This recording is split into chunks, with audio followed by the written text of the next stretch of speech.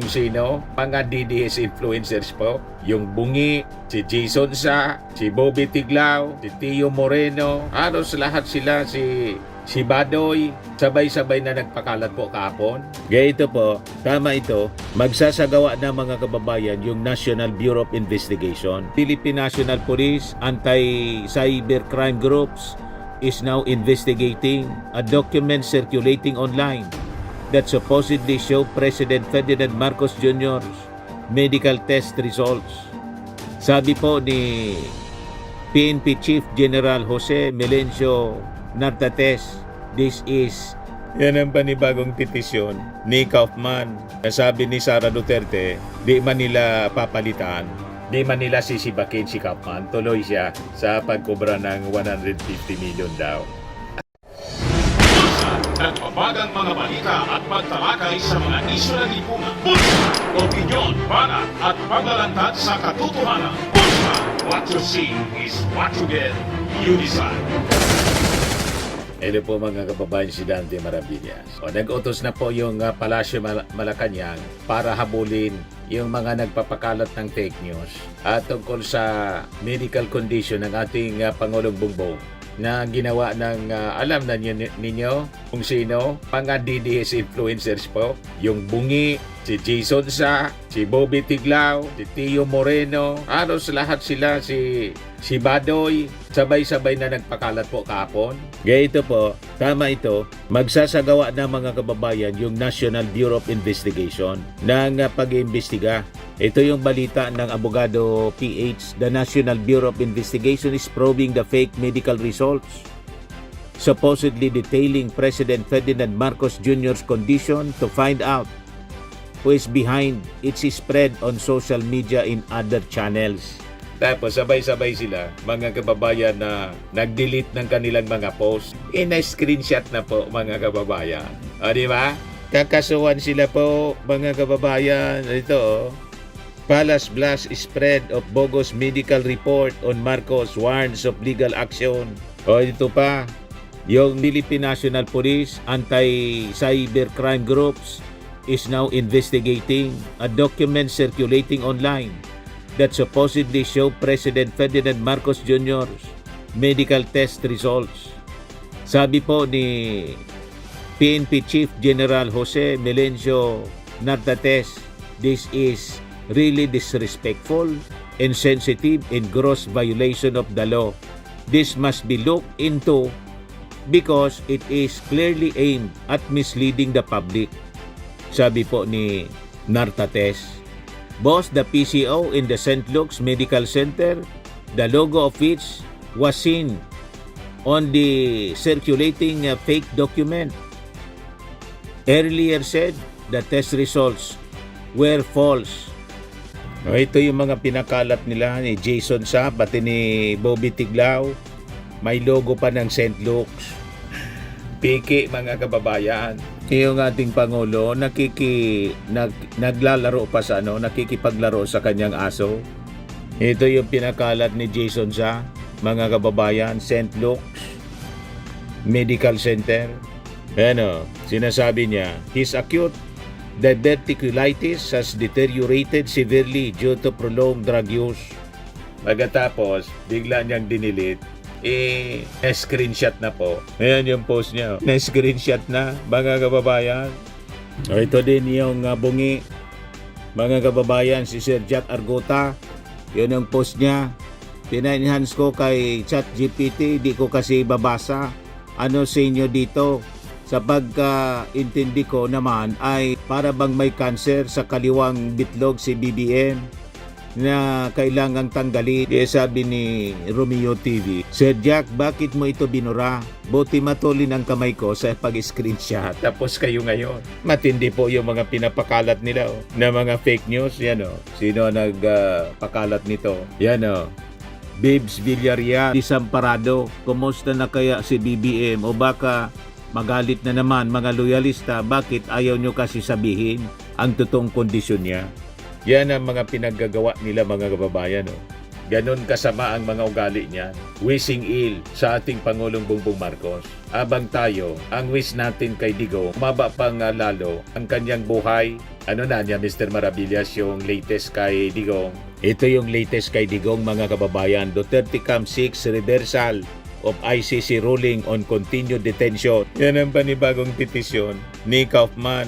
Sabi ni Sara Duterte, di man nila papalitan, di man nila sisibakin si Kaufman. Tuloy siya sa pagkubra ng 150 million daw. Ang sabi sa mga kumakalat na balita, 150 million yung attorney's fee ng kanyang tuloy kasi hindi man sinibak. Although ang sabi ni Sara, may mga nagre-request niya, inihingi na palitan na si Kaufman kasi hindi na nanalo. Ang mga petition laging reject. O ngayon may petition na naman na bago. Malamang reject uli.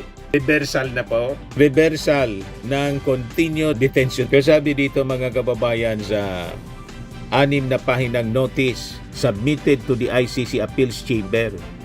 Duterte's lead counsel Nicolas Kaufman made the defense appeal.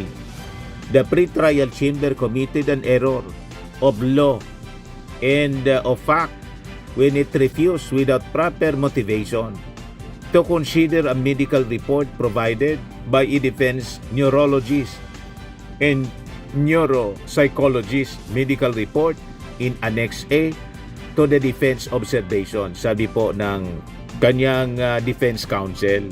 Rehas na naman po yung argumento. Walang bagong argumento si Kaufman. Sabi nga ng mga observers, parang ginagawa ni Kaufman para lang may performance siya, may trabaho na ginagawa. Kasi pag wala siyang ginagawa, malamang sibaki na talaga siya. Kaya lang, wala man mga bagong argumento paulit-ulit. Kung walang bagong argumento paulit-ulit yung sinasite niya na rason, malamang parehas din ang magiging desisyon ng mga judges. Deny. Di ba po? Yan, parehas lang. Rehash. Kaufman argued that in refusing to consider the report, the pre-trial chamber failed in its duty to assess whether there exist changed circumstances that would in turn affect the necessity of detention. Fit nga to stand trial, tumakbo nga na mayor. At ang sabi ni Sara sa mga interview sa kanya sa The Hague, ayos niya. Kumusta niya, sabi ng vlogger na tumitiba sa revenue. Kumusta niya si Tatay Digong? Ayos niya, sabi ni Sara. At si Sara, hindi naniniwala na yung mga interviews, mga kababayan sa kanya, mga pronouncement niya, hindi siya naniniwala na nakakaapekto sa mga desisyon ng mga judges. Maganda pa ganon.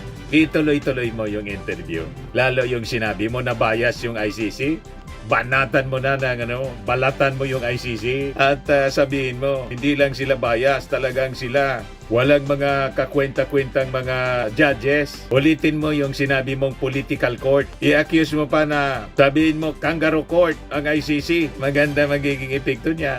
Tuloy mo lang yung pagsasalita. Yan sabi rito. The medical report is highly relevant to the assessment of Mr. Duterte's continuing detention, sabi po ng kanyang abogado.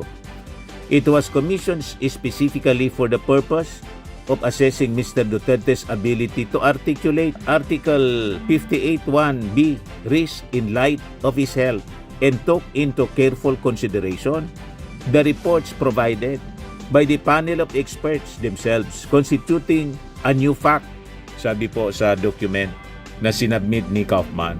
Ang kulit po ni Kaufman, sabi ng mga medical experts na independent, hindi yung galing sa inyo. Kasi sinong maniniwala ng galing sa inyo? Siyempre, biased yun. Dapat yung pinili ng mga judges. Kasi unang-una, yung mga judges, wala mang interest po yan, kundi administration of justice. Wala man interest yan sa politika. Wala man yan kinikilalang sino man. Ang mga judges ng ICC tinitingnan ng ebidensya. Kaya lang pinulitika ninyo Lalo si Sara, pinulitika ninyo. Kung dyan kayo masaya sa inyong paniwala, di okay. Kaya lang, malamang sa malamang, reject na naman. But anyway, ang importante dyan, nakakubra ka. Yan ang importante dyan, nung nakubra ang attorney's fee. Sabi ni Kaufman, the pre-trial chamber's disregard niya of the medical report constitute a factual error. The defense likewise claimed that the pre-trial chamber also committed a legal error when it refused to engage with the uncontested content of the medical report in the defense arguments. Sabi ni Kaufman sa kanya statement, yung pre-trial chamber's sole basis niya for dismissing the medical report kasi out of hand was that it had been proffered by a party to the proceedings. To categorically disregard niya a party submissions, to say nothing of objective medical evidence supplied by leading professionals in good standing, it is in effect the rejection of a suspect's right to a fair hearing. Sabi po ng defense, hindi nga pwede yung galing sa inyo. Kasi siyempre, paanong paniwalaan yon? Sabihin pang professional, kliyente niya yun eh. Kailangan, independent siya, hindi galing mismo sa inyo para credible ang anumang findings. Sabi ng mga medical experts na nag-examine, fit to stand trial. Malinaw yung isip ni Digong. Sige nga ang pangumusta sa mga kaganapan sa ating bansa, lalo sa Davao. Yun mismo yung kwento ni Sara. So, kinorroborate ni Sara yung medical findings ng mga eksperto, independent experts. Kaya hindi maaari na paniwalaan yung galing sa inyo. So, sabi dito sa balita, apart from this, they also argue that if the pre-trial chamber felt unable to rely on submissions or evidence presented by a party to the proceedings, then it should have granted the defense prior request that the court-appointed panel of experts issue a report on Duterte's current ability. With this, the defense sought the reversal of the ICC pretrial chamber one's decision requesting the immediate interim release of the former president under the terms and conditions preferred by the state party identified in the first instance. Hindi pagbibigyan yung interim release kasi sigurado hindi na yan dyan babalik. At yung impluensya ni Digong, makikita mo sa mga galaw ng kanyang mga supporter. Sa Cebu nga, may parali si Sara Duterte. Habang nandun siya sa Dahig, yung kanyang mga minion, si dating Congressman Mike Defensor, na pa-motorcade. Hinarang po ng mga pulis. Galit si Mike Defensor. Gusto kasi ipaya yung ating Pangulong Bongbong sa mga ASEAN leaders na may meeting sa Cebu. Hinarang ng mga pulis. Galit na galit po. Ito Kailangan daw may mahuli. Tapos daw yung rally ngayon ha. Ayan, dito kami na. Ayan si Mike Defensor. Hinarang daw sila. Tapos na yung aming rally. Pero nagulat kami, nag-disperse na nagsama-sama. Ngayon ayaw daw pumayag na walang mahuli. Diyan yung mga pulis na yun. Si Jun Abinis daw. Ayan, may kinuha daw ng isang motor. Yung isa sa mga organizer, inuli. Ito kami ngayon. Inumpis kayo mga motorcycle. In-impound. Colonel, ano nangyari? Ba't may kinuha? Wala, obstruction of traffic lang naman yan. Huwag ulihin, magsabihan lang. Huwag ulihin. Tapos na nga eh. Hindi ko maintindihan ba't kailangan pa gumawa ng gulo. Kailangan pa daw gumawa ng gulo. Sila yun ang gugulo. Dumayo dyan. Ayan, ang dami oh. Ano ba? Ayan, obstruction. Kayo yung dumayo dyan. Ayan, saan yung inuli? May okasyon dyan sa Cebu. Pinag-uuli Ito daw, mga kababayan. obstruction of traffic. Tapos na ho kami ha. Hindi na, wala na kaming ginagawa. Ayan, martialo na daw sa Cebu. Yan ang akusasyon nila. Kala ko ba, yung ating Pangulong Bongbong Marcos, weak leader? So pag ang tingin ninyo, martialo na, ang ibig sabihin niyan, mali yung sinasabi ninyo. Hindi na weak leader, strong leader na. Itong mga pinagagawa ninyo, lalo ninyong dinidiin si Digong. Bakit? Pinapakita lang ninyo, may impluensya pa si Digong.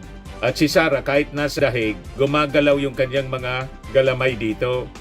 Ayusin, patunay, dapat hindi pagbigyan ang interim release kay Digong. Ito mga pinagagawa ninyo. Yan o, galit na galit siya, no? Si Mike Defensor. Binarikadahan ng mga pulis. Di na sila pinadaan. Ayan o. Kaya walang magawa, kundi mag-disperse sila. Mga kababayan, dumayo pa dyan para manggulo. Pagkatapos, ina-accuse ni Mike Defensor yung mga kapulisan. Ang mga pulis po, hindi manggugulo. Nandyan sila para sa peace in order, to serve and protect. Kayong dumayo dyan para manggulo. Hindi na kayo nakontento sa mga rallies na ginagawa ninyo sa Manila. Dumayo pa talaga kayo dyan sa Cebu. Kung saan may okasyon, di pinagoli kayo kasi obstruction kayo dyan. Di ba? May ASEAN Tourism Ministers meeting kasi sa Cebu. Kaya sumadya sila dyan para ipahiya yung ating Pangulo. Pagkatapos i-accuse ninyo na nagsisimula yung mga pulis ng gulo. Kayo yung dumayo, kung wala kayo dyan, di walang gulo. Diba? Taga Quezon City ka, dumayo ka dyan para mag-protesta. Alam na namin yung agenda ninyo. Gusto ninyong i-destabilize ang administrasyon para puwersahin na iupo si Sara. Hindi kayo magtatagumpay sa inyong mga masasamang gawain. Hindi papayag yung ating mga mamamayang Pilipino. Tama po mga kababayan. Ayan man lang po.